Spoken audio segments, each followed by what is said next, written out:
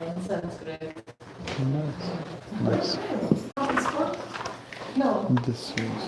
It's just a forest. So what kind of Kirtan do you? It was about like Shiva, Durga, Krishna. What group is that?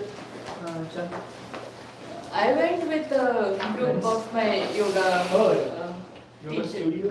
Yeah. And you know the organizer, Is that the Meena? manager for that place? The organization? Yeah, it's called the yoga forest. Yoga Oh. I was born in the darkest ignorance, and my spiritual master opened my eyes with the torch of knowledge. I offer my respectful obeisances unto him. When will Srila Rupa Goswami Prabhupada, who has established within this material world a mission to fulfill the desire of Lord Chaitanya, give me shelter and tender growth? His answers unto the Lord is feet.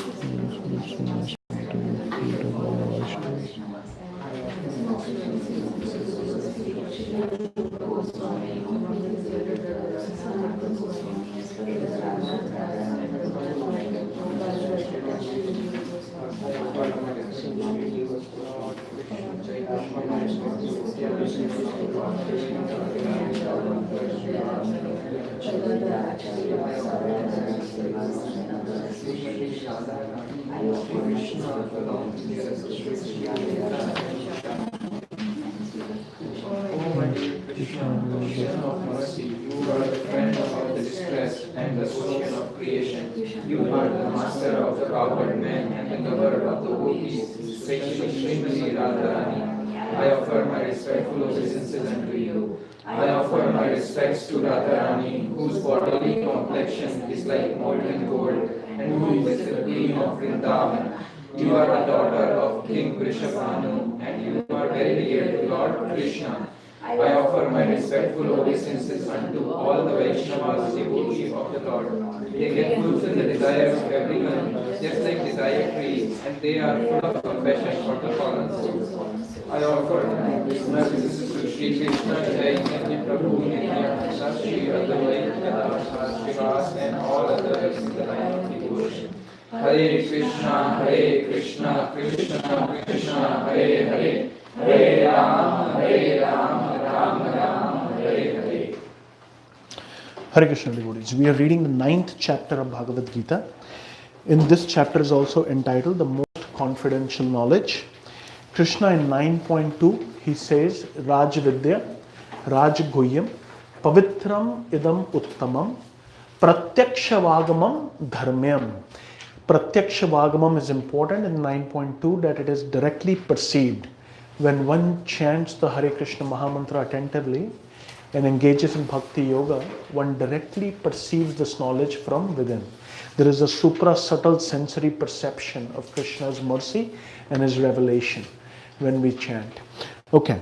Now, 9th chapter, we discussed a lot of different ideas and a lot of different things, and we finished at 9:25, correct? Last time you said to selected verses to read. Yes. I did not send the assignments for 8th and 9th chapter yet. I'll do it tomorrow. So we have sent assignments until the 7th. We'll cover 8th, 9th, 10th and 11th, and you will do all 4 chapters together, okay? So, what happened? No, we are not That's doing okay. anything. That's all right. I understand. My hope is that you're reading it. If you're reading the purports and the verses and at least applying some of your intelligence, then this exercise is worth it. The purpose of assignment is to basically do that, right? To go back, read the purports, read the verses, look for where the answers are. That kind of helps out a little bit. No, it's okay. It's all right. Everything is good. Yeah. Okay. So 9:25, Krishna explains that. Yeah. Is that, yeah. Chapter 9:25. Chapter 9, verse 25. Page number 404.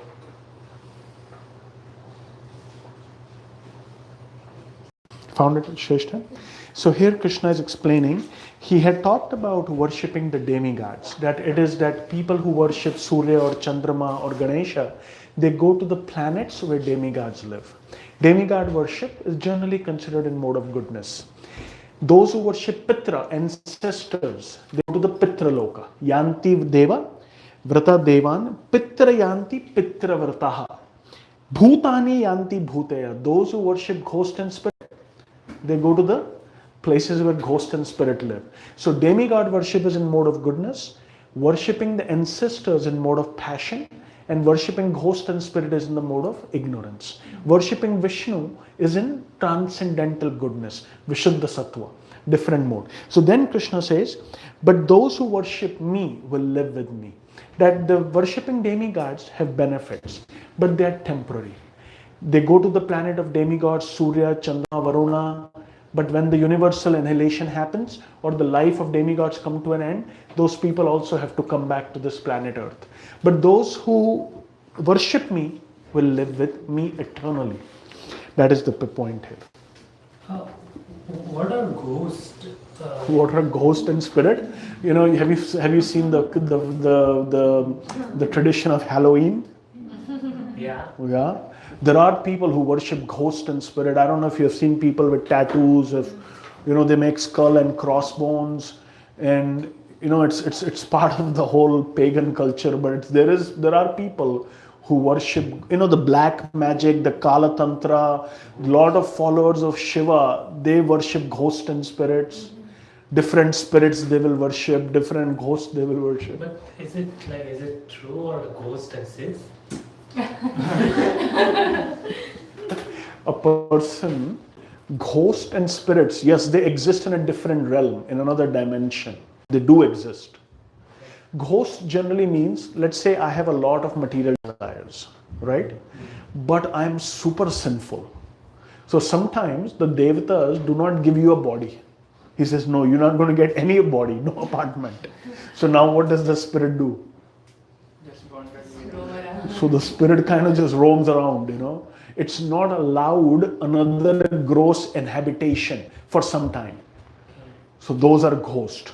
I've also heard that ghosts happen when you have such a strong desire that you don't want to go to any planet, you want to keep Attached to your house or attached to house or attached to someone. Yes. Then you get the ghost body. Well, the body is a subtle body. It's a subtle body. You are not ready to go to your next destination and you are very attached to a particular situation. Usually people who are very attached to their homes and stuff, that is why cremation is done. Cremation is a scientific process in which whatever lingering attachment of the spirit, the subtle body is to the physical body, I'm attached to this body, is burnt up.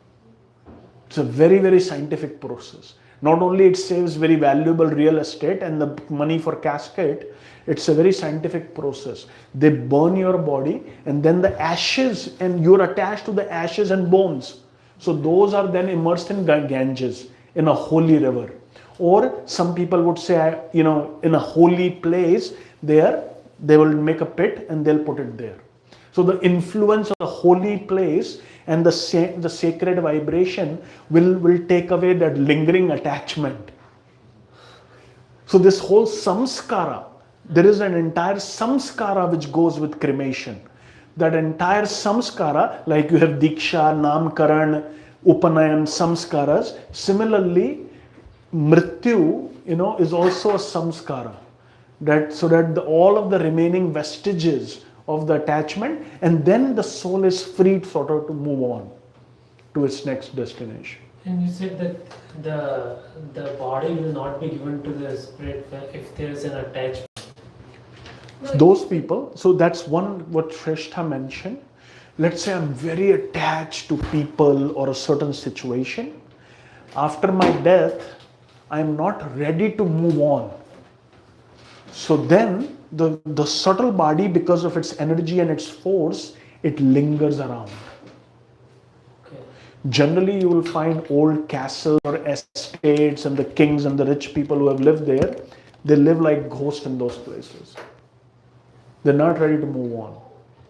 So someone who's cremated cannot become a ghost?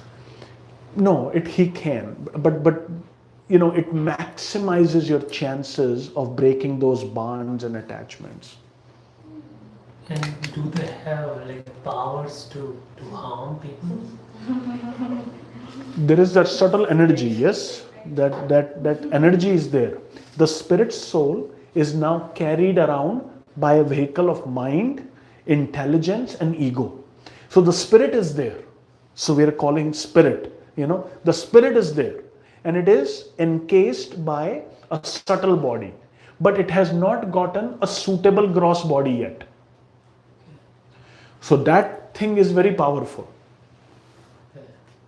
Subtle body has a lot of energy. Well, yeah, I mean, that's the whole spirit is there, yes. The spirit, the main thing is the spirit. The spirit soul is there, Jiva is there, and it has a subtle body. It has its attachments, it has its vasanas, it has its samskaras. So all of that is sort of in a suspended animation. So now one thing is that Prabhupada said, and our Acharyas said, that if we loudly chant Hare Krishna, then ghosts and spirits are delivered. Prabhupada, when he first went to live in London, they gave him this place which belonged to Beatles. It was a big castle, but there were noises there every night. Huge big castle, huge big grounds in a country, and it belonged to a wealthy estate person. We went to an estate in Philadelphia called Elkin Estate. This Hare Krishna devotee bought this estate, huge estate of a steel tycoon in the early part of 20th century. And then the building finally, it was in the hands of the family members, and finally they couldn't keep it up, and money is lost, and they sold it. This guy bought it, and he organized a retreat. Every devotee there got sick, every devotee got haunted, every devotee was miserable. Place. Yeah. In spite of chanting, they were... Well, it was the chanting and a lot of attachment, So anyway, so we did that retreat. I think 2 or 3 years later, the person sold it. They sold it. He made some losses. So you see some people, some homes have very, very, especially if murders have happened, some homes are really haunted. That's very, very true. If you find a cheap real estate, you have to really look at the whole. No, that is a fact, In Kent State, devotees were preaching, and this guy said, I'm going to rent this whole house to you for $50. This is in 1980s. And then Radhanath Swami went and, $50, Hare Krishna. They rented this whole house like this, And then they found out that a student had just committed suicide there 3 months ago. So anyways, but usually they said, even, like when we go into a house, when we do Graha Pravesh, we go in each room and we chant loud kirtan, even in a newly built home. And it is also, Prabhupada would say that, chant loudly, do a lot of kirtan, do nice vibrations, bring positive energy, and then the ghosts and spirits will be delivered. By that vibration, that sanctified vibration will nullify their sinful activities, and then they will be able to move on to another destination. We have that story of Dundukari also, right? What can you tell the story? No, he was very a bad person, but he died, and then he was not delivered. So he went and told his brother Gaukarna that he went and did his Shraddha Gaya, but still he was not delivered. Okay. So his brother asked everybody, like all the other priests, and listened, what's the best way to do it. So To deliver. yeah, so they said only sun god can help you. We don't know how. Surya can help. Yeah, Surya can help you. So the Surya Prabhupada said that do Bhagavad Katha, and then that will. So his brother started that, and then there was a bamboo, this thing. So there was bamboo. You have all the what do you call the nodes, like the 7 this thing. So he entered that, and every day one node would break. So that's how he got delivered. So and then God came and took him away. Okay. So that's the story. I think that's why we do in Bhagavad Katha, we do every day we open each node. Now the For 7 days. bamboo The morale of the story is the purifying vibration of Bhagavatam helped him, right? That's the morale of it. I don't know about the node breaking. What does that mean? No, I mean, if you see a bamboo. Not. Okay. It's not, yeah, what they say, yeah, so. Okay, understood, yeah. Yeah. So in 9.25, Krishna says that. Now, in 9.26, Krishna is advocating bhakti. He says something very profound. That bhakti is very simple. And bhakti does not require pompousness. No, don't sit. Yeah. Bhakti does not require pompous ceremony. It does not require show off. It requires simplicity and purity of heart. Krishna says in 9.26, Patram pushpam phalam toyam. Yome bhaktaya prayashyati. One who offers me with bhakti, tad aham bhakti upaharatam. Again the word bhakti comes. Bhakti means loving devotion. Sincere loving devotion. Whatever we do it with bhakti. Whatever we offer, whatever it is, do it with heart. Krishna advocates this principle. Do it with full heart, full consciousness. Do it with a pure intent. Tadaham bhakti upaharatam ashnami prayatatmanaha. This prayata atmanaha means from one in pure consciousness. Prayat atmana. Krishna says anybody can worship me. How difficult is it to offer water or a leaf or a tulasi leaf or a flower? A marigold flower doesn't even cost a cent. How difficult is it? But offer it to me. Offer me a flower. Offer me an incense. Offer me a lamp. Offer me fruit. Offer me some vegetable. Offer me. Do it with love and devotion. I will accept it. Our relationship will be situated on a strong platform. If you can do something more or higher, it's very good. It's best to offer the best to Krishna. It's best to offer the best to Krishna. But whatever you can do, you do it with nicely. Whatever rounds you're doing, do it nicely. Whatever seva you do it nicely. Whatever reading we do it nicely. So do it nicely, Krishna says, and do it with a loving devotion. Prayatatmana, do it in pure consciousness. Do not do it on a fruitive platform. Do not do it as a transactional platform. And that is called bhakti. Text 27 actually establishes the principle of karma yoga. Yeah, so here you said that whatever you are doing or offering, offer it with love to Krishna. Whatever we should give our best. So some people, actually this is a true story. There is a temple where they offer meat to the deities, and they said this is the tradition. This is what we want to do. So is there? Which deity is it, Alec? I think, sorry. Kali? Yeah, Kali. Or Yeah. Shiva or Kali. See, Alec, what happened? There are two principles. Number one, Krishna clearly says in this verse, this is an important verse. Krishna says, Patram pushpam phalam toyam. Prabhupada actually said one time, if Krishna would have said meat, we would offer Krishna meat. If Krishna would have demanded meat, we would have said, given him meat. Because we love Krishna. But Krishna does not accept it. First of all, meat. Now, this whole idea of offering meat under a sacrificial process is to those people who are in mode of ignorance. And they are going to eat meat anyways. A regulation is given. I gave you in a story that I had a desire to eat sweet. So my teacher said, buy sweets, offer it to Krishna Balram, then serve it to devotees, then you eat it. You regulate your desire. So then they say that, okay, every 14th day you can sacrifice a goat or a chicken. Like that. Under regulation, minimize it, offer it to the Lord, and by that doing so, there is also a process in that you have to say in the ear of the animal, in this incarnation I am slaughtering you and sacrificing you for my sense gratification. In next incarnation you can do the same to me. So that gradually the consciousness will awaken and the person will make some advancement. First he will minimize his propensity for sense gratification. He will regulate it, And because there is some vidhi involved, he will come to a higher state of consciousness. Why am I doing it?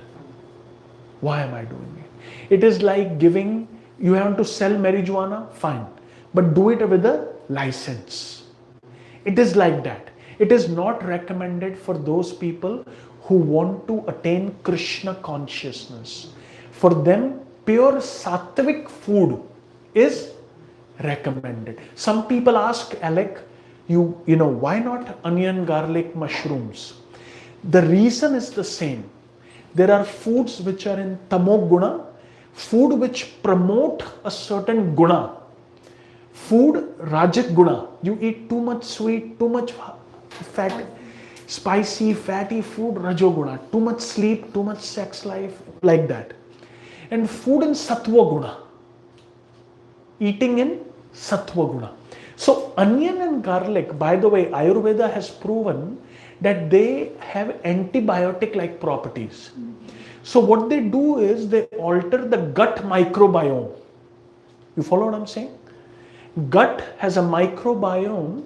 Onion and garlic and mushrooms, they alter the gut microbiome in a negative way which predispose you to autoimmune diseases.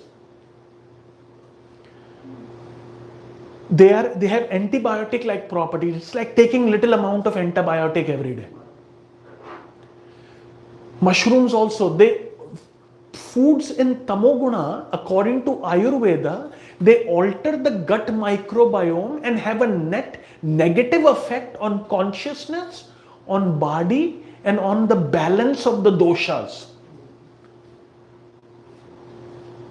Doshas. It has a net negative effect. So now, for example, let's say somebody is wearing a white shirt and you put a black dot, he will notice it. But if a painter comes, you know, painters, when they paint, they have certain trousers, you know, it's like full of paint. He doesn't care if it becomes dirty. So these things are for people who are cultivating a higher consciousness. Meditation, chanting, sattva guna, celibacy, sense control, mind control. When you strive for these things, then these things play a very important role. So, probably two questions. So, Ayurvedic doesn't recommend eating those? No. Ayurveda do not recommend. Ayurveda recommend onion and garlic in very small quantities for people who are suffering from certain diseases. Oh, okay. Just for disease. Okay. And another thing, is there a specific paragraph where Krishna has himself said that no meat or no animal sacrifice in the whole of Bhagavad Gita? Krishna talk about ahimsa at least 5 times. Ahimsa he talks about 5 times. It is anyways, I'm just mentioning these things. Charuta, you were in the yoga forest. What kind of meals did you? Vegetarian. Yeah. You will find that in many yoga retreats. But the people who went with me, I was just wondering, like, they started craving meat so much, like they kept complaining that the gunas are not matching. yeah. And The like, sattva just guna. now what you said, it got me thinking. So is it okay to like eat meat and then say sorry to the animal, like you just said, like tell in the ears of the animal that I'm doing this now, you can like take No, Charuta, let's say somebody cannot avoid altogether. His nature and his propensities, his association he's gonna do it anyways. So it's sort of like a concession. But when you do that, you attain paschatap. Right. You begin to think, what is this I'm doing? Some people may not realize it in this life then. Or It is possible. You're right, and this modes of material nature, but in good association. Also, I have found that a lot of people, Naveen Krishna Prabhu teaches a vegetarian cooking class. Prabhupada encouraged devotees to teach vegetarianism because people really need to learn how to cook. a lot of people said this last week that they got so many ideas to make vegetarian food tasty, and otherwise they didn't know what to cook, how to cook. Like they could not imagine eating vegetarian for a week, like all 3 meals a day vegetarian. I took our architects and engineers to New Vrindavan to see the temple. They always ask this question, and when they ate at Govinda's, they had 3 to 4 different kinds of curries, they had 2 different vegetables, dessert. They said, if I were to get food like this, I probably Piyush, you're right, I probably won't eat meat.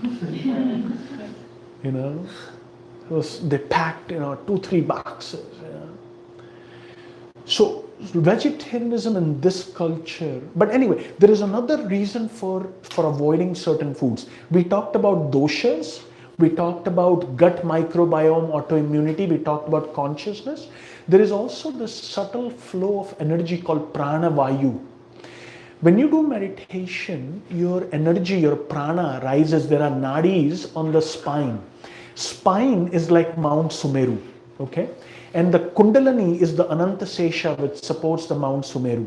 What happens is, parallel to your spine, you have subtle channels of energy. They are called Ida, Nadi and Pingala. Those who know yoga, they know these ideas. There are subtle vibrational channels which are parallel to your spinal column. And when you do practice, when you do mental sense control, study of Vedas, charity, austerity, little by little, your prana vayu, you get beyond the genital platform, it comes to the umbilical belly platform, you come to the chest platform, you come to the throat platform, then you come to this platform, and you come to this 1,000-petal lotus. The chakras. Your energy of your body rises. You are no longer on a sensual, mental platform, you come to a spiritual platform. Eating foods, too much sugar, fried food, onion, garlic, mushrooms, foods which are in tamoguna, it obstructs that energy flow. You feel blocked up. In allergy immunology, they're discovering these ideas. People who are suffering from allergies, they recommend anti-inflammatory diet. Look at top level sportsmen. Look at, recently I just heard about Djokovic's interview, they asked him, he's winning slam after slam. What is the reason? He talks about this. He talks about yoga, meditation and diet. He became vegan. He started doing yoga and meditation, and he said, I'm winning slam after slam. Everything else remains the same. What's his name? His name is Djokovic. How do you spell? D-J-O-K-O-V-I-C-H.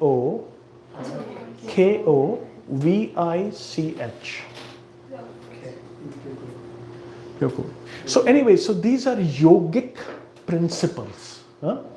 So we talked about consciousness, we talked about flow of prana. I'm not an expert, but those who are into yoga, really hatha yoga, they'll vouch for this. They'll tell you, yes, absolutely, no doubt about that. Prabhupada, why do they leave all the saints, they leave their soul through the head? I mean, is there a reason for that? This chakra here called Sahasra Kamal Chakra, the 1,000-petal lotus, that's where you attain Brahman. That's where you attain enlightenment. Samadhi. Those who are liberated, their energy of their body is not in their genitals or belly or in their chest. It's right there. You can fast, you can really meditate, you can really be self-controlled and realized. Their power of speech, their perception, their sensory perception, everything is super heightened. So, going back to this question of what to offer, what not to offer. So in that, one might even argue that, okay, you guys consider that every living entity has soul, including plants and leaves and fruits.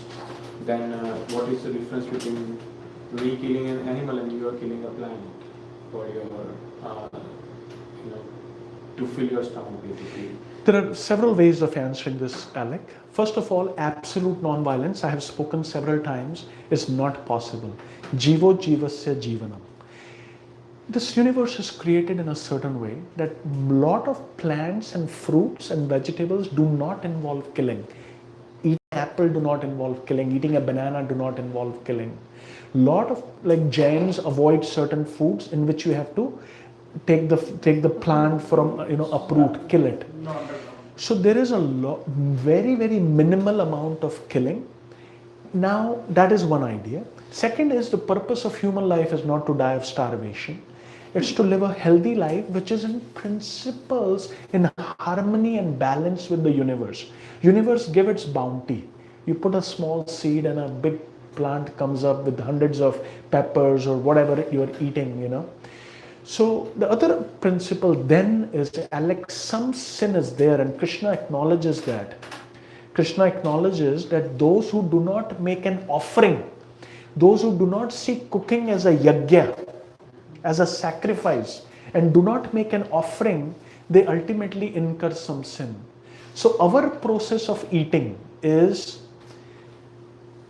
eating only that food which is in sattvic quality, sattva guna, making a sacrifice out of cooking and offering it to Krishna, and then eating it, offering it to other living entities, you know. Generally in the Vedas it is said that a householder should not eat until everybody is fed. He should go outside his house and shout, is anybody hungry? He should feed the animals first and then take the food. So this principle of sharing the food is so important. That's what is recommended. Food should be shared, it should be free. In Vedic culture, there was no concept of restaurant. Temples were restaurants. Anybody can come and get free food anytime. Anybody can come and get free food anytime. That was one of the main function of the temple. Anybody can come anytime and get food. Jagannath Puri, Tirupati, they still follow it. Although it has become a little commercial because of... Huh? It is affordable, Charuta, because of the whole purpose of sacrifice. People who have wealth, they share. You know, God is there, you know. King would facilitate that kind of.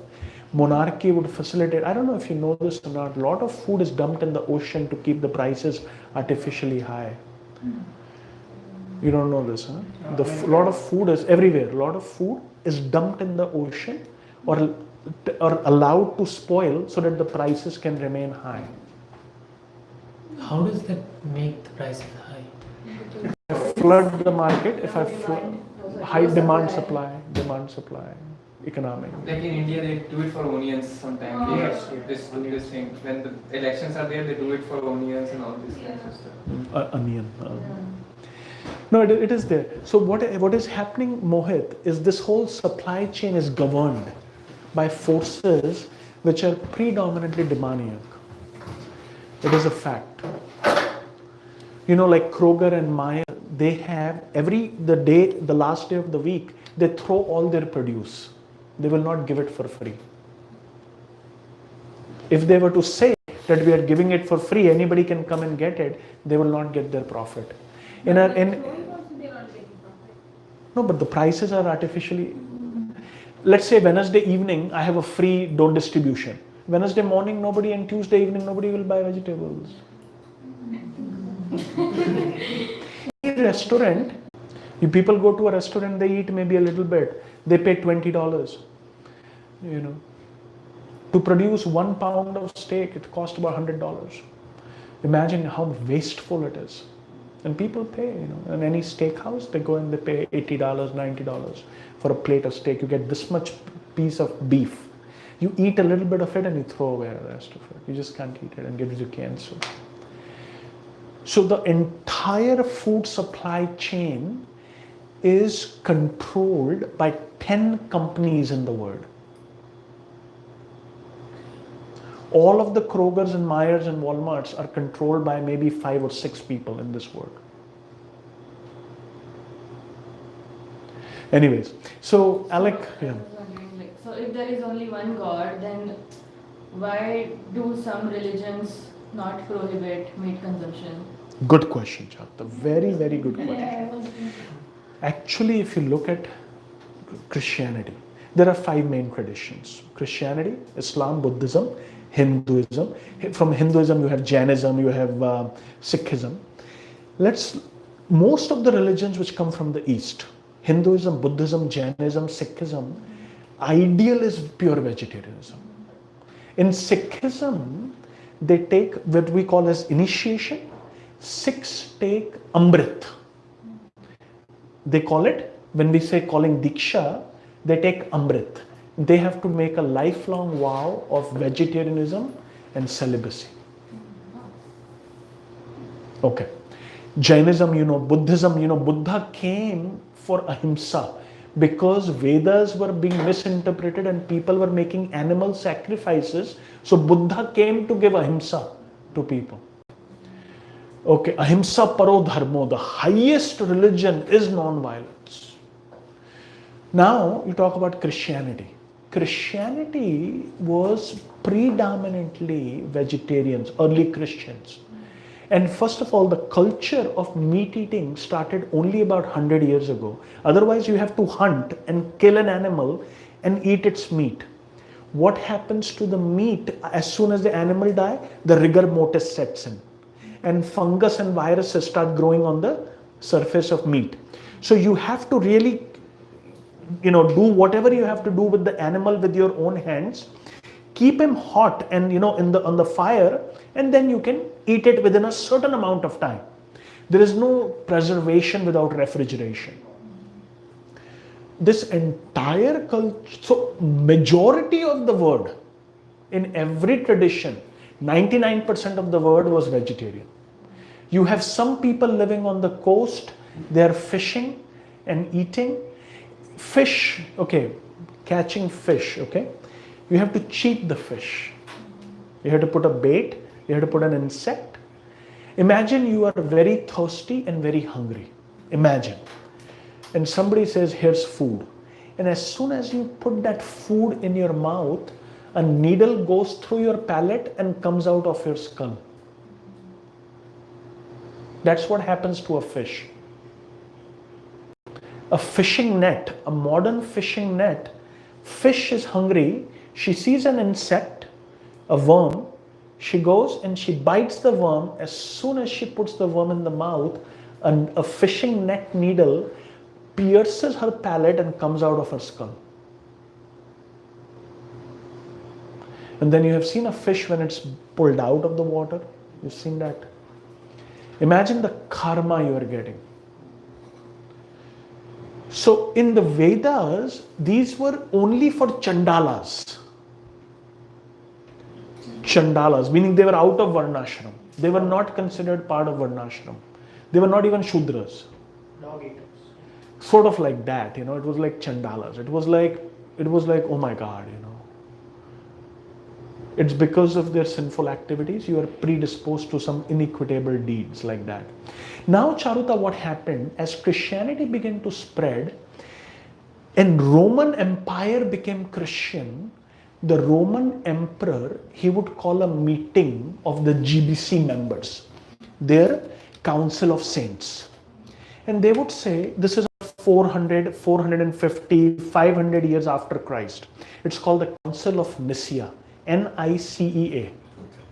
And in the Council of Nicaea, they would have a system where how can we make this teaching most palatable to everybody? So they took out vegetarianism, they took out reincarnation. Because you either accept Jesus Christ or you don't accept, you have eternal heaven, eternal hell, and you don't have to do anything. This is basically the thirst of Christianity. So they took out vegetarianism because of sense gratification. Religion, after passing of its founder, continues to make compromises with sense gratification so that to retain more and more members.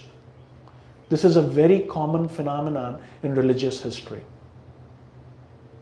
So Christianity, which was predominantly vegetarian, Jesus Christ's teachings, do unto others as others should do unto you. I mean, there is so much suffering and sin involved in this wholesale slaughter of animals. It's unbearable. They took one school trip to a slaughterhouse. Kids started puking. The teacher was fired and they banned any school from coming into a slaughterhouse. Most of the workers who work at slaughterhouses, they suffer from anxiety, depression, suicidality. And you have to become an animal to do like that. They have to be desensitized. Anyway, so Christianity became like that. Jesus Christ said, in the Old Testament, it is said, I have given you a fruit-bearing tree. I have given you seed for vegetables and fruits, and for you that would be your meat. Now the meat, like in Vedic culture they call sweet meat. Meat basically means something to eat. The Latin root of the word meat means something to eat.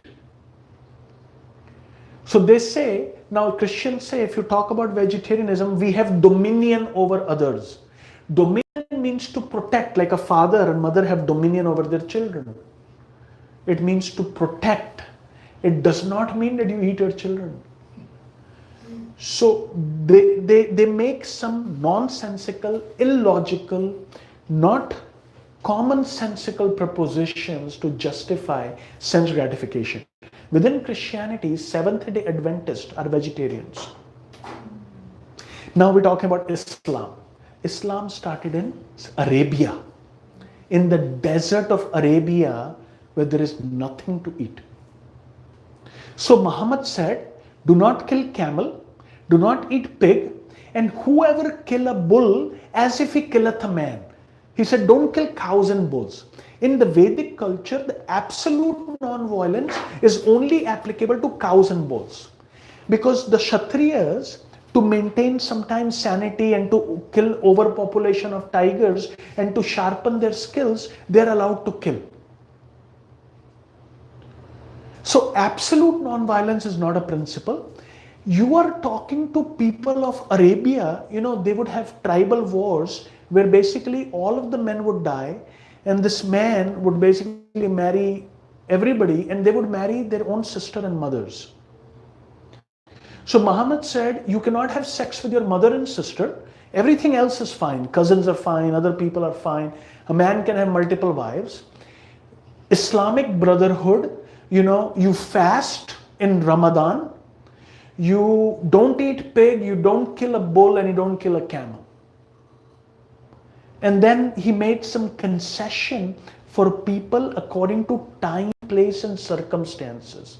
And according to modes of nature, Charuta, some concessions are made. Pure Sufi saints do not eat meat. In any tradition, if you look at saintly people, there are Brahmanas, they are natural Brahmanas.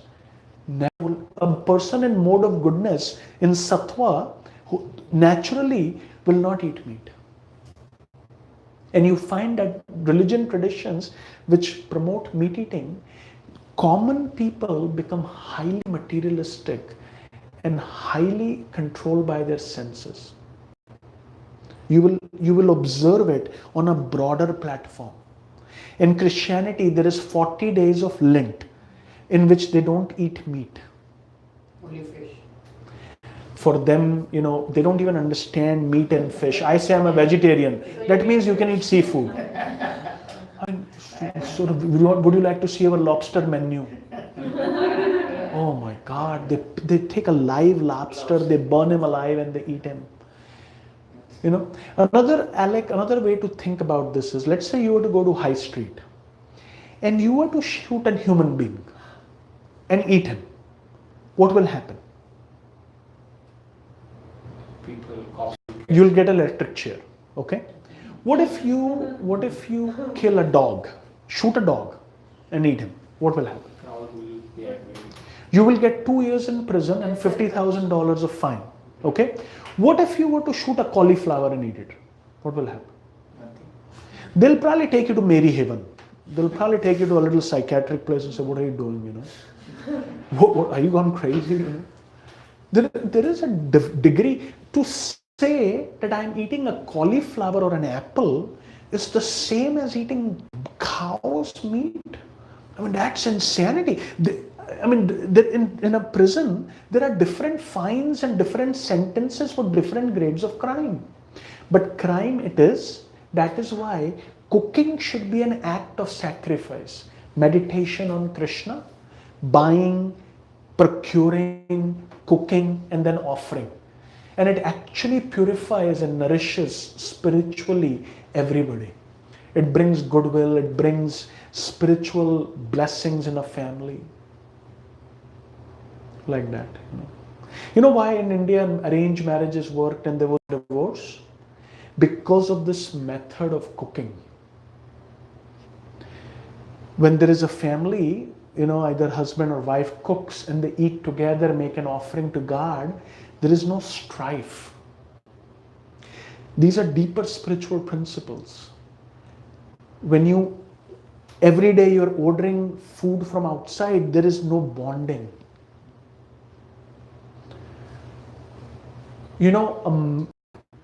I'll just say from my perspective, because I'm a man would not leave a woman because she cooks for him. It is a psychological principle. It is a principle of bonding and togetherness. It promotes family values. Even today, nice Christian families, they eat together, cook, meal, Culture, you'll see culture, highly cultured families, they sit together, eat, everybody is, cooking, serving like that. Somebody's cleaning up dishes, somebody's serving like that, That's the culture of food. Food binds people. One of the reasons we serve free prasadam and not just chironji dana is because Prabhupada was convinced of the fact that if ISKCON or devotees continue to serve wonderful vegetarian meals to the world, it will bring a wholesome, purifying reaction to wherever devotees are serving food. So whether it's homeless streets of London, or whether it's midday meal program, or whether it's our temples, it creates goodwill and culture of bonding and togetherness. Okay. So Charuta, in different religions, people who are really in goodness will not eat meat. The founders made some concession for people looking at who they were talking to. What were the prevailing circumstances around? In Saudi Arabia, the condition ski slopes. They make ice in a desert and they have enclosed ski slopes. You can do skiing in Saudi Arabia or Dubai now. What is the need for killing an animal? You have everything there. Like that. And if you study that book, Coming Back, you will find that. And there is a book called Higher Taste. You will find there are many, many good books produced by ISKCON of vegetarianism. Direct quotations from Muhammad, Jesus Christ, Baha'i people, look at them, predominantly vegetarian. Predominantly. Muslims, they're Muslims. They believe in interfaith, but the tradition started with Bahatullah, who was a Sufi saint, and then kind of came forward. Christian monks, many of Christian monks in monasteries, predominantly vegetarian food. 90% of their meals are vegetarian. They know that it kind of creates sexual agitation. So those are some thoughts. Text 27 is, Alec, that's a satisfactory answer. Text 27 is what is called as Karma Yoga. Krishna is saying, you can offer me a leaf, a flower, a fruit, or a glass of water. Arjuna, do one more thing. Whatever you do, yat karoshi, yadashnasi, whatever you eat, yat juhosi. What juhosi means sacrifice. The word juhosi, here it says you offer. Okay, whatever you offer or give away, dadasiyat. I'm looking at 927. Everybody got it? Dadami matlab, dadami means to give. Dadasiyat, whatever you do. Yat tapasyasi kaunteya, whatever austerity you perform, your work, your family, your economic means of occupation, tat kurushva mad arpanam. Do that as an offering to me. This is called Karma Yoga. Why am I calling it Karma Yoga and why not Bhakti Yoga? In Bhakti Yoga and Karma Yoga, there is one subtle difference. In Bhakti Yoga, in Karma Yoga, whatever you do, whatever you eat, whatever you give away, whatever sacrifice, do it as an offering to me. In Bhakti, you do what I want you to do. Here, you are free. You can do whatever, but do it as an offering to me. Make an offering to me. In bhakti, in pure bhakti, the impetus of doing, giving, acting comes from the desire of the Lord. How do we know? Huh? How do we know that? We will know. If you're honest, you will know. Whether I am doing from Krishna's will, or I am engaging my nature in service of Krishna and I'm offering everything to. Both are good and both are a continuum. Somebody who's on a platform of karma yoga cannot artificially be on the platform of bhakti yoga. He will not be able to do it. Uska mind will become very disturbed. So that's why we talked about sakam karma yoga, nishkam karma yoga, jnana yoga. Come to the platform of knowledge that I'm not this body, I'm soul, as Alec was saying. Then you come to platform of bhakti. When you really have this knowledge that you are soul, then you can do the will of Guru and Krishna. Very few people are on that platform, but it's a continuum. As we talked about a train analogy, the train is going from Delhi to Bombay. By offering to Krishna, we realize that, my God, I'm not a loser, I'm a gainer. When that faith becomes solidified, until now I was doing what I was doing and I was offering the result to Krishna, might as well offer myself to Krishna. Like that. Text 28 says, in this way, by doing so, in this way you will be freed from bondage to work and its auspicious and inauspicious results. With your mind fixed on me in this principle of renunciation, you will be liberated and you will come to me. So this karma yoga is very good. In text 29, Krishna says, look here, I am not partial to anybody. I am equal to all. But one who actually is my devotee, one who offers everything in devotion to me, he is very dear to me and I am a friend to him. I envy no one nor am I partial to anyone. I am equal to all, but whoever renders service unto me in devotion is a friend. He is in me and I am also a friend to him. I take special care of him. A prime minister of a country may be equal to all children. He may have different schemes for children welfare, like CHIP program or healthcare or schooling or mandatory education or laws against child labor. But still he is more inclined towards his own child. Like that. This is Krishna's love for his devotee. In text 30, Krishna says that sometimes a devotee may commit an abominable action. He should be considered saintly because he is properly situated in his determination. What it means is, accidentally or by mistake or by, let's say somebody has some fault which is not his predominant nature, that should be overlooked and excused, because in the next verse Krishna says, because of his devotion and because he is properly situated in his determination, he will become righteous. Not that because I am a devotee I can do anything. Not that. That's not what Krishna is saying. But accidentally or by the force of circumstances, if something wrong has happened, or there is a part of his life which maybe not be so holy. Other things are good. Some things are not so good. Krishna says in text 31, he quickly becomes righteous and he attains lasting peace. O son of Kunti, declare it boldly that my devotee never perishes. My devotee will never perish. He may make mistakes, he may have some difficulties, but eventually he will come to a right platform. In text 32 and 33, Krishna delineates and takes out all discrimination. Whether it's... what is the word perish? Perish means to fall down, or to... Perish means to be spent, destroyed.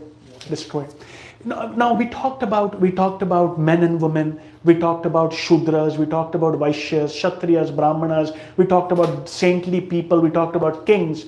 Krishna says in text 32 and 33, Bhakti is universal, it's for everybody, there is no discrimination, whoever does devotion to me.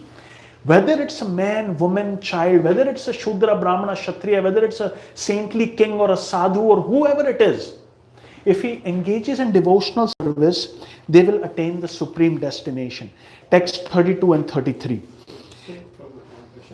So this that verse where he says that my devotee will never perish. My devotee, the devotee word here. So Krishna, the definition of devotee, is it that one who is engaged in his service all the times is a devotee, or is there a specific definition for example, if someone comes and does some services and then again. Anybody who comes in front of Krishna and says, Krishna, from this day, you are mine and I am yours. From that day, Krishna takes complete 100% charge of that person. Even if a person comes and says, you are mine and I am yours, maybe it is all theoretical at this point. For example, when I get married, I say, I love you. But, I may not realize the entire import of that, I love you. You have to be tested, But at that platform, he's saying, I love you. So Krishna is very merciful, Alec. He just sees the sincerity of a person and he gives himself to him. He does what's best for him. He does not entangle him in temporary, ephemeral, material reactions. Charita, are you following me? Yeah. He does not involve him in frivolous pursuits, but he takes care of him completely. That all his material and spiritual needs are satisfied, and at the end he will come to him. Okay. In text 32, I don't mean to nitpick, but again, here it seems like it seems like that, yes. It seems like that. Now let me explain again, to summarize. Number one, Krishna establishes that we are all spirit soul. Arjuna's argument in chapter 2 was, what will happen to them and what will happen to this. Krishna says, he's refuting those arguments which are made on a bodily platform of life. Number one principle is that we are all spirit soul, and in the eyes of God, we are all equal. Number two, when we talk about material qualifications, we know that there is no discrimination as such. Now, there is a different nature. When we talk about Charuta, specifically and also in Kali Yuga, in this day and age, 99.99% of the population is so degraded that there is no difference. Now let's go 5,000 years ago. There is a time when you have discrimination between spirit and matter. Discernment of higher philosophical truths and renunciation. And generally speaking, a male body was more conducive for that. When we are talking about renunciation, mental control, sense control, higher spiritual nature, we are not talking about material differences. We are also not talking about bodily differences, about one is greater or one is lower. We are specifically, like for example, intelligence.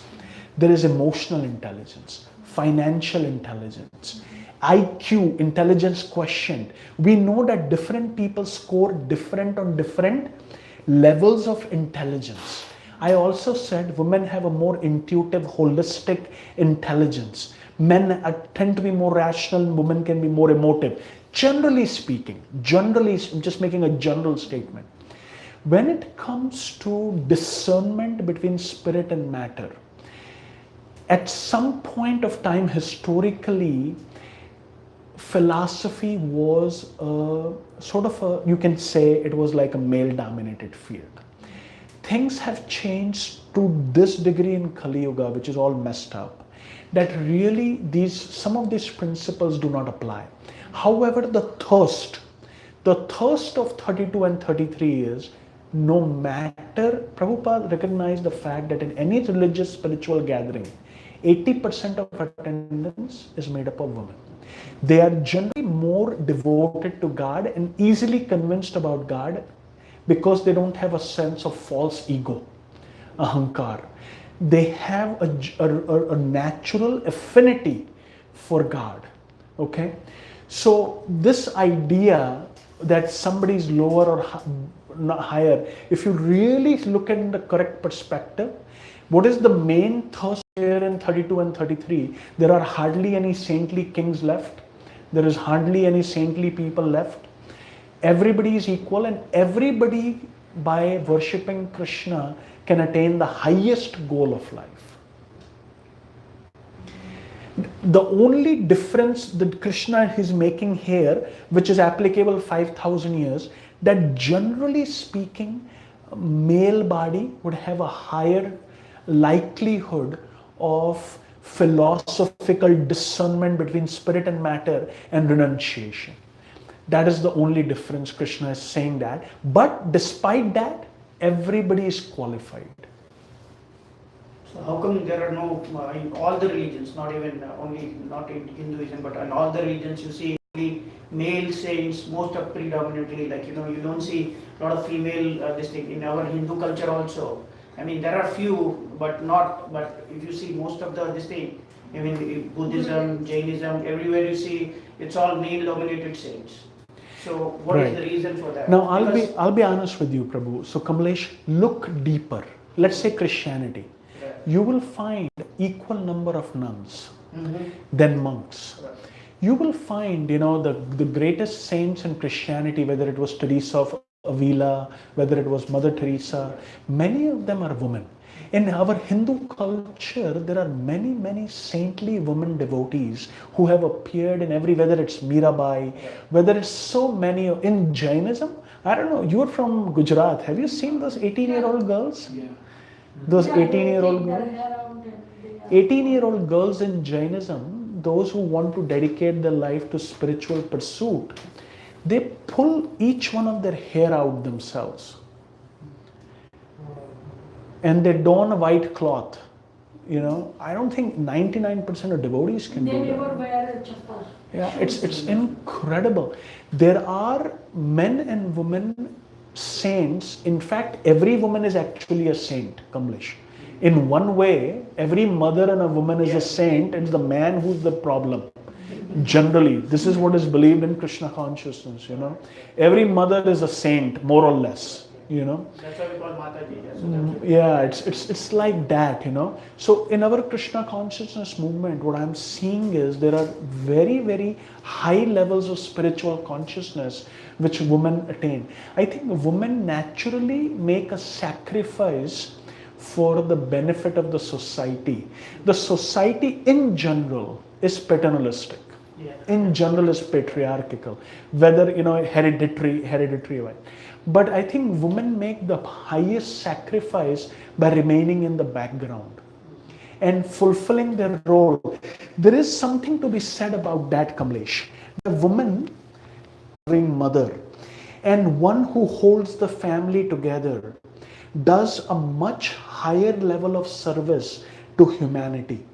This is not to say that women have to be boxed in the home. I'm not saying that. I'm just saying that traditionally, historically, to counteract your argument that men were saints and women were debauchees. No.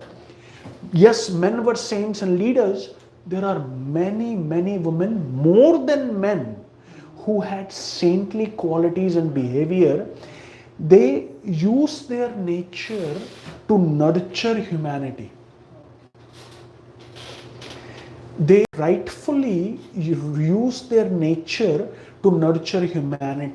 There is something to be said about the whole idea of feminism. There is also something to be said about this role of a woman where she is an auspicious source of energy for the society, for men, for children.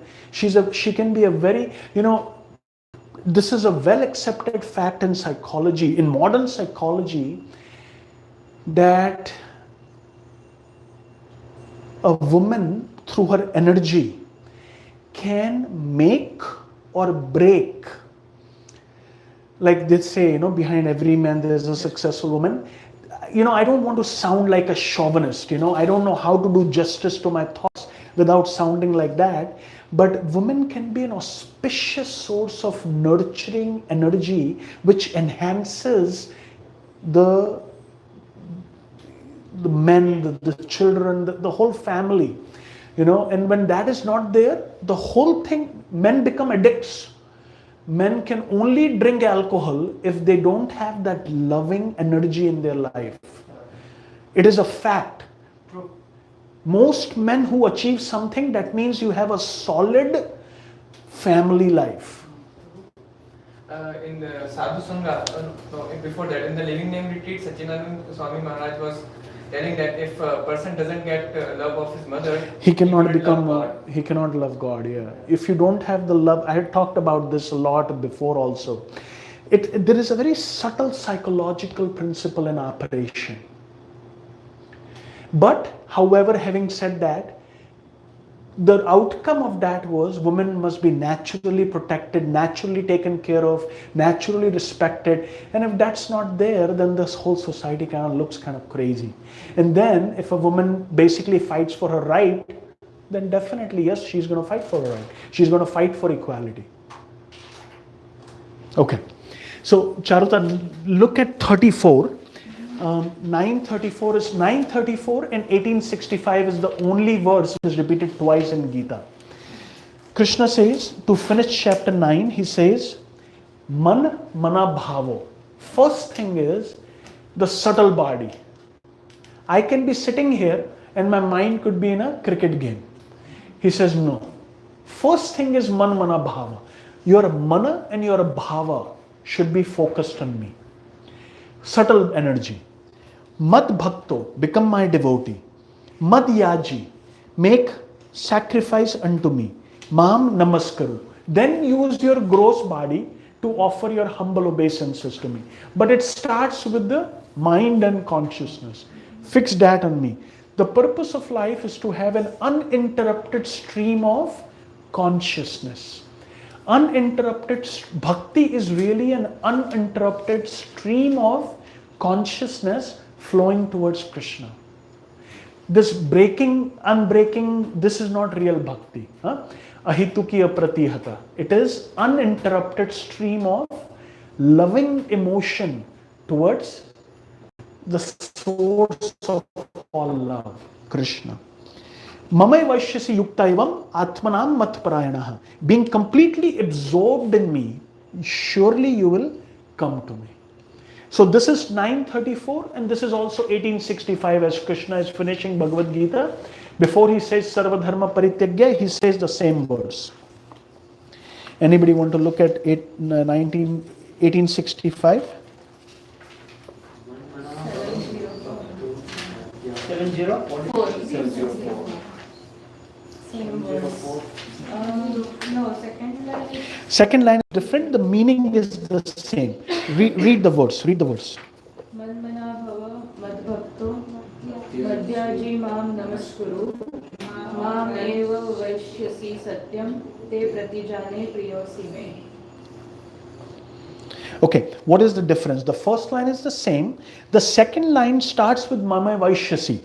Okay, what is the meaning of Mamai Eva Ashyasi? You will certainly come to me. In 934, Krishna says, Yukta Aivam, being completely absorbed in me, you will come to me. In 1865, Krishna say, Prati Jane Priyosi me. I am telling you the secret because you are my most dear friend. So not a whole lot of different, almost 1 1/4 line is the same. Meaning is the same. This is how the 9th chapter finishes. Now in 10th chapter, briefly I'll talk about, Krishna says, Krishna has talked about his opulence in the 7th and 9th chapter briefly. 7th chapter he says, I am the light of the sun and the moon, I am the taste of water. 9th chapter he says, I am the super soul, I give remembrance, I give knowledge. In the 10th chapter, Krishna describes his opulence in detail. 10.2 Krishna says, very very important verse of Bhagavad Gita, neither the host of demigods nor the great sages know my origin or opulences, for in every respect I am the source of demigods and sages. This is an important verse. Name vidu suragana prabhavamna maharshaya. What to talk about the ordinary scientists and philosophers, even the devatas and the sages, Kardama, Bhrigu, Marichi, Vasishtha, they do not understand me. Because in every respect, aham adirhi devanam, I am the source of the devatas. 10.2, Krishna says in text 10.3, he who knows me as the unborn, as the beginningless, as the supreme Lord of all the worlds. He only, undiluted among men, is freed from all sins. In text 4 and 5, Krishna describes several qualities of living entities which are created by him alone. Here he talks about ahimsa again. Alright, instead of rushing through 10th chapter, we'll take our time. We'll do 10th and 11th chapter next week. We have 5 minutes for any discussion or any follow-up from what we did. Sometimes in practical day-to-day life, sometimes I feel a lot of work and stuff, like too much engagement happens. How to keep the consciousness steady? When I talk about, so Karthik Prabhu, when I talk about an unrestrained stream flowing through it, through the ocean of super consciousness, Bhagavan Krishna, for a devotee, his sleeping, his breathing, his working, his bathing, all of that is ultimately service to Krishna. They are not different. So bhakti, I have probably explained this before. Bhakti is divided into 3 categories, 1, 2 and 3. The first one is called Swarup Siddha Bhakti. Okay. What it means is activities which are directly pertaining to our Swarupa. Chanting Hare Krishna, most important. Reading Bhagavad Gita. Doing Kirtan in association of devotees. Visiting holy places. Deity devotee, Nam Dham Bhagavatam. Worshipping the deity of Krishna. Associating with devotees of Krishna. Holy name, holy places, and studying Bhagavad Gita and Bhagavatam. These are called Swarup Siddha Bhakti. Activities pertaining to our real nature, not Yes. Swarup, our real constitutional nature, which we have been doing eternally since the beginning of creation. This is sort of a temporary dreaming we are having right now. This is called Swarupa Siddha Bhakti. Second level is called Arop Siddha Bhakti. Arop means what I have been talking about, dovetailing. The word arop literally means dovetailing.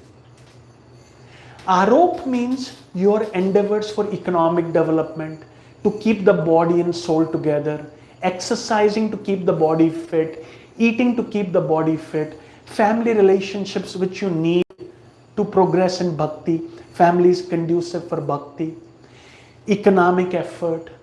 All of these things are considered Aropa Siddha Bhakti. So for a devotee taking a shower to purify his body so he can chant Hare Krishna, or brushing his teeth, or keeping his body fit, or honoring prasadam, or sleeping, all of this ultimately is Arop. But how about we are not thinking that time about Krishna?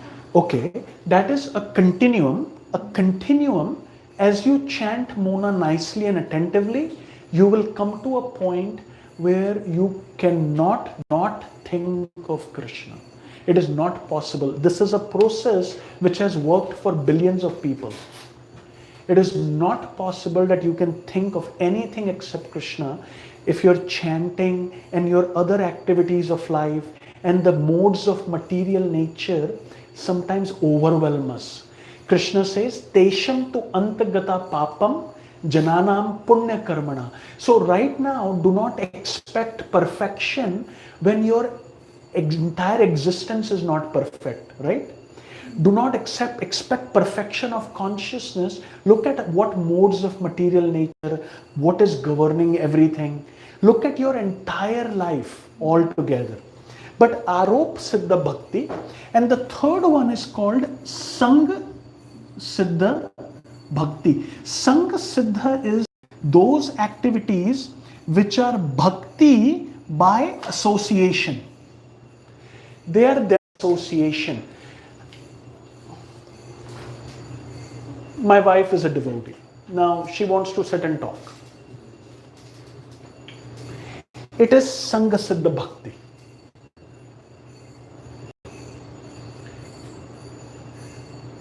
It's like associating with devotees. It is bhakti by association with agents of devotion. It may not be directly bhakti. And you cannot say that I'm dovetailing. My work, I can offer my fruit to Krishna. My mind and intelligence, I can offer my skill to Krishna. I can make my home a temple of Krishna. These are examples of aropa siddha bhakti. My home becomes a temple of Krishna. Whenever I cook, whenever I eat, all my efforts of maintaining my home is somehow, because it's a temple of Krishna, I have satsang here, I have regular katha there, I'm regularly worshipping Krishna there. Sangha Siddha Bhakti is a little bit more distant. But because it is connected with agents of devotion, it is also bhakti. So listening to bhajans or... That is in the Swarup Siddha Bhakti. listening to bhajans and sermons and all that. That is Swarup Siddha Bhakti. Hearing about Krishna in...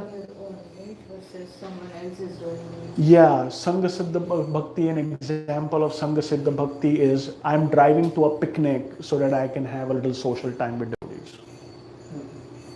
So the talk may be anything too?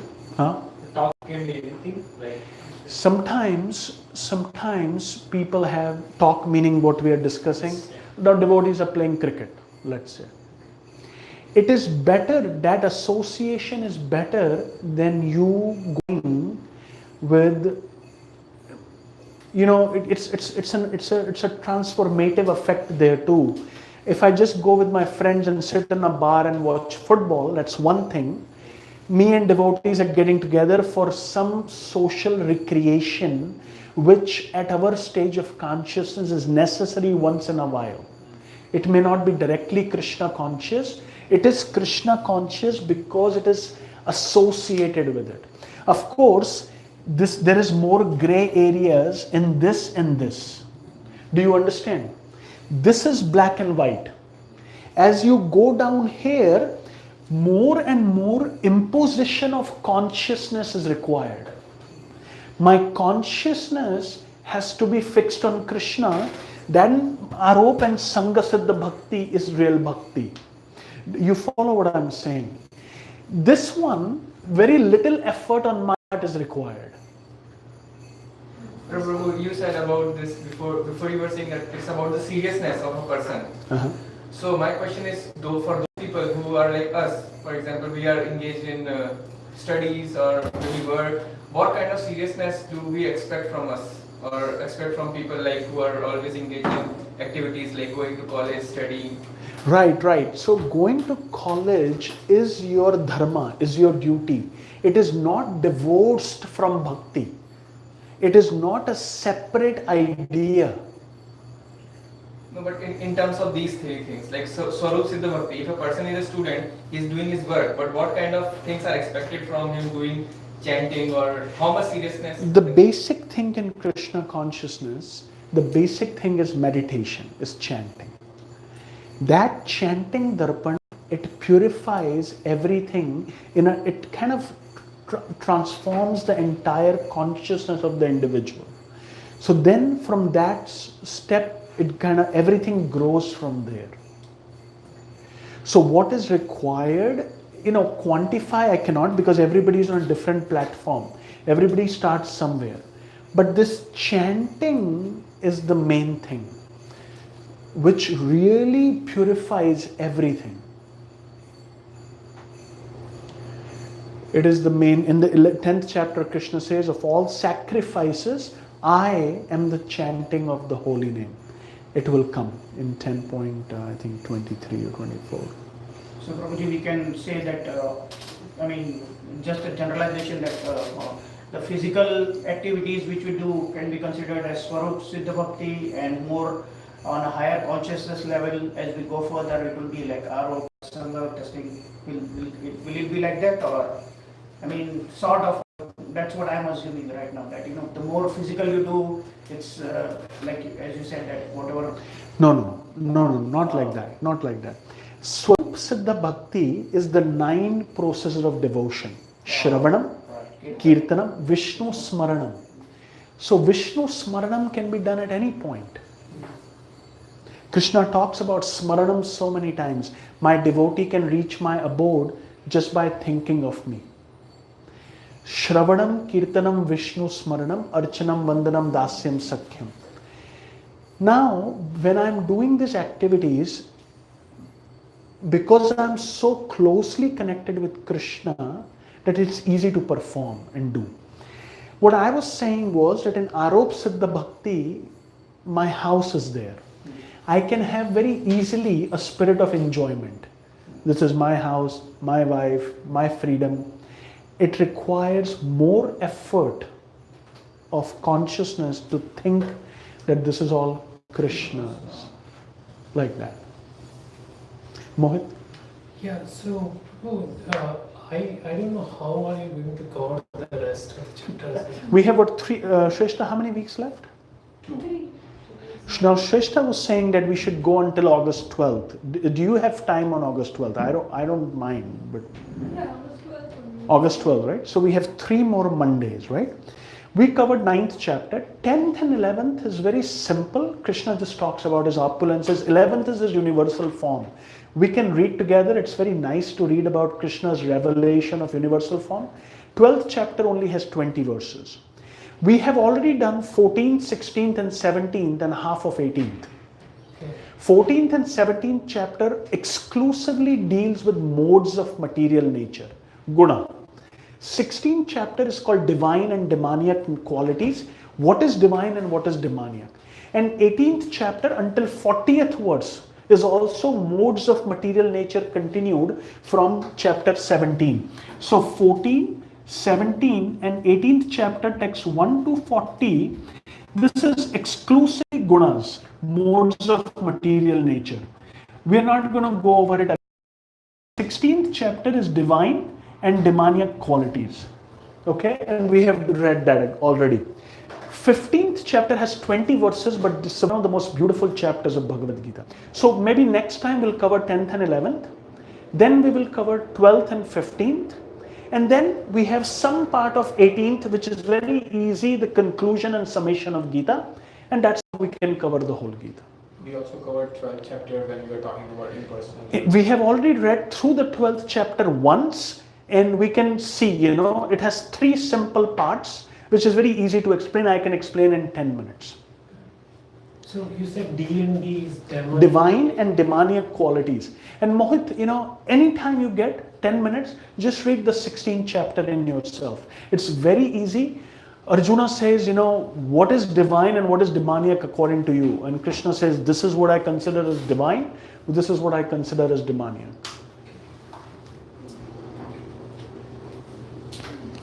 And these gunas also, we have read through them several times. You can read it again at your own pace. 12th chapter, and then we'll finish 10th and 11th next time. Easy chapters. And 12th and 15th only has 20 verses each. So they're small chapters. And then 18th, the conclusion is simply a conclusion of Gita, where Krishna just makes some very general, beautiful points. And we'll finish it in 3 Mondays. I'll send you homework for assignment for 8th, 9th and 10th tomorrow. You guys are doing good, by the way. I'm getting everybody's assignments. Keep working on it.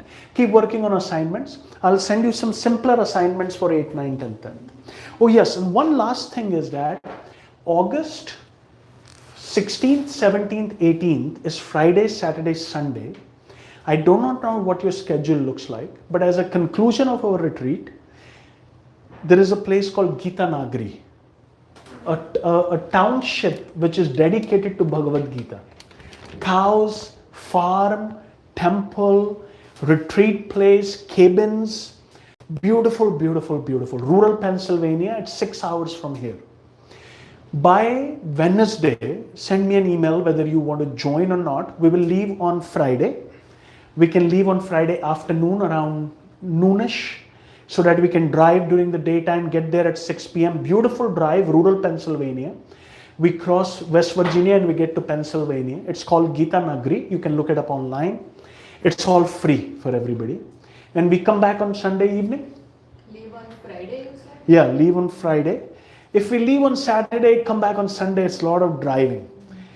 Kamlesh, questions? No, just one just an hour from there is our Braj temple. Okay. It's worth seeing. We can take a day trip. That's what I'm saying. On Saturday, we can take No, a day I trip. wanted that everybody go for either the morning early 7:30 darshan or it's Sringara darshan at 10 o'clock. At 10 in the morning. Yes. Or 7:30 Mangala. 7:30 is Mangla, but that will be too early because we Yeah. have to leave at We can do 10. 5:30. So, that's what I was requesting if everybody is interested. It's 1 hour from there. Yeah, one and a half hour. It's called Braj.org if somebody wants to look it up. It's a Pushtimark temple. It's very nice. And the Sringar darshans are really great. It's Krishna in a different Srinathji form. So just a session that I would request that since we are going. So Alec, that sounds good. By Wednesday, just let me know if you can make it. This Friday? Yeah. Because we only have 3 weeks to plan. I need to book rooms, tell them, we are coming, how many are coming. And what's the time we leave from here? We leave on Friday. We'll see what's convenient for everybody. Mona has to work half a day, right? So let's say we leave at 1, Mona? Yeah, That's 1 o'clock. We reach there by 7, 8. It doesn't get dark until 10. So let's say, Abhishek, you can come at 2. We can probably make an hour of exception for you. Like that. I would not want to leave on Friday late evening. That's one consideration. But let's say if everybody can start on Friday late evening, maybe we can work it out. But anyway, just send me. We can make group. Somebody wants to come in this time, so somebody wants. Yeah, we That can is also have a possible. car. That is also possible. Alec? Yeah, so I don't know what my work situation is, but You will let me know. Okay, fine.